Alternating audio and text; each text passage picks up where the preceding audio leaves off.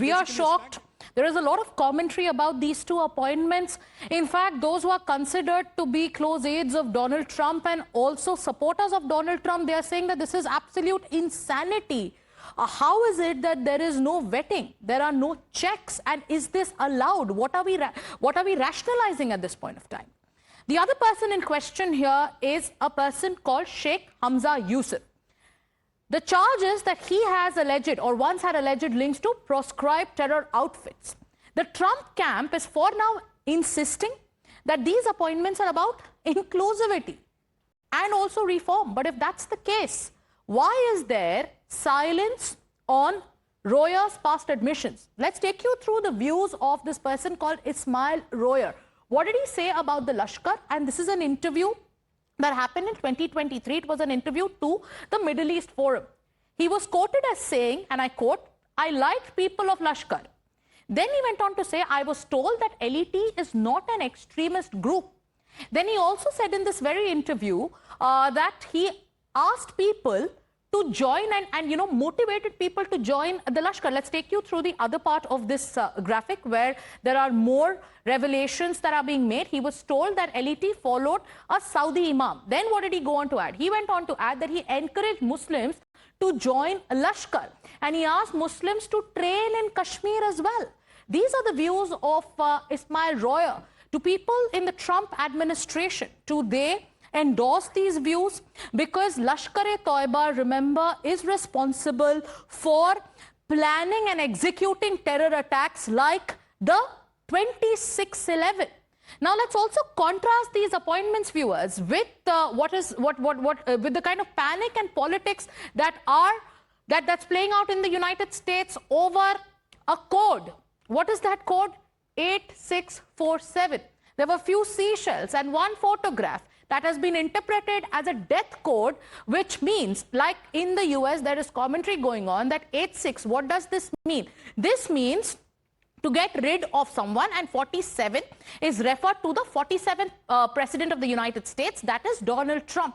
Now, supporters of Donald Trump are screaming that this is nothing but an assassination call. Yet, when there are actual terror-linked individuals who are getting key roles in White House panels, where is the great American concern or the great American outrage? How can America claim to fight global terrorism when it is happily appointing men who were once, who once sided with groups like Lashkar?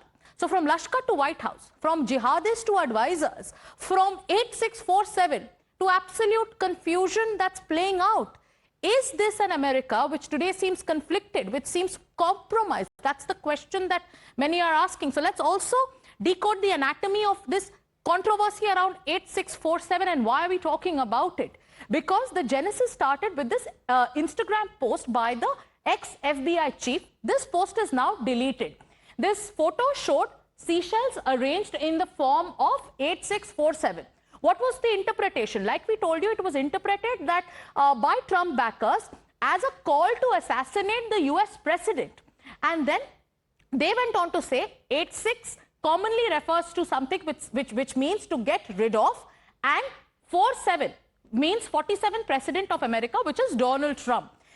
Trump has also spoken on the entire issue in an interview. He went on to say even a child knows what 8647 means. And then his administration has been calling for the arrest of the former FBI chief.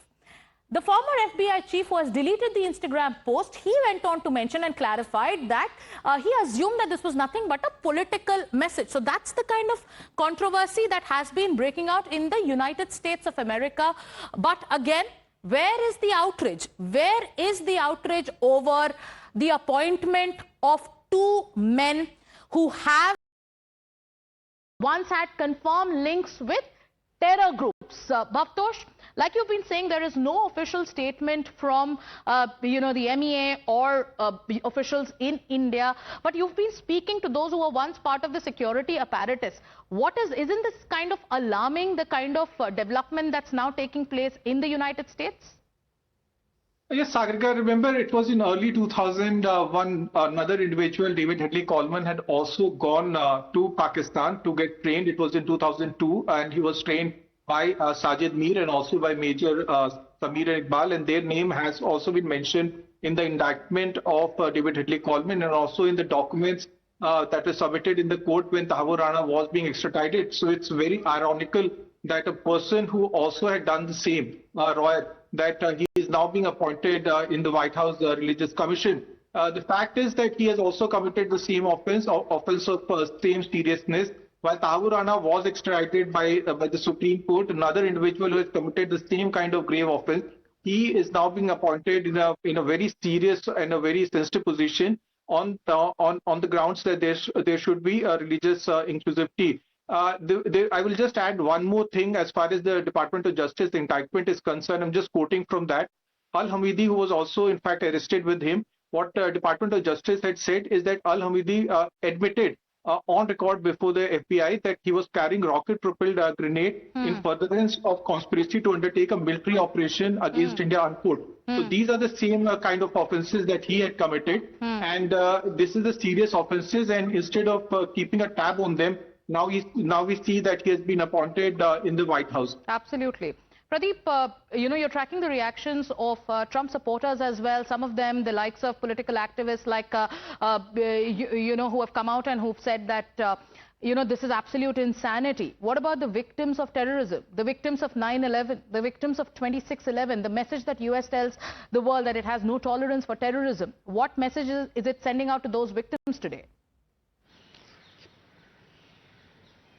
This cannot be short of betrayal. This is a treachery. In fact, on one hand, you are keeping eye on each and every moment. You can keeping eye on each and every mail, each and every post. But how come you fail to decide on this thing, that this person is an ex-jihadist and he can't be given such a post, and that too a very important post where you say it's the religious inclusivity, and it's so far as the body is concerned, it's about the religious liberty. I don't know what religious liberty it's all about, but this man will be at liberty to further indoctrinate and brainwash young minds. We have seen once a jihadist, always a jihadist. This has been happening here too. I think America should come out of that syndrome of good Taliban, bad Taliban, good terrorist, bad terrorist, good jihadist, bad jihadist. Jihadist is a jihadist. The only language they know, anything that flows from the barrel of gun, is terrorism. And they had been knowing only that language. It was only for that language that he had gone to Lashkar-e-Taiba camp in Pakistan, where he was undergoing training. So when you are undergoing training and then you praise Lashkar people and then you are being associated with Al-Qaeda also, that means you are rubbing salt on the wounds of all those people who lost their near and dear one during 9/11. You are rubbing salt on the wounds of all those. Will there be a rethink, especially with the kind of criticism that's now coming to the fore?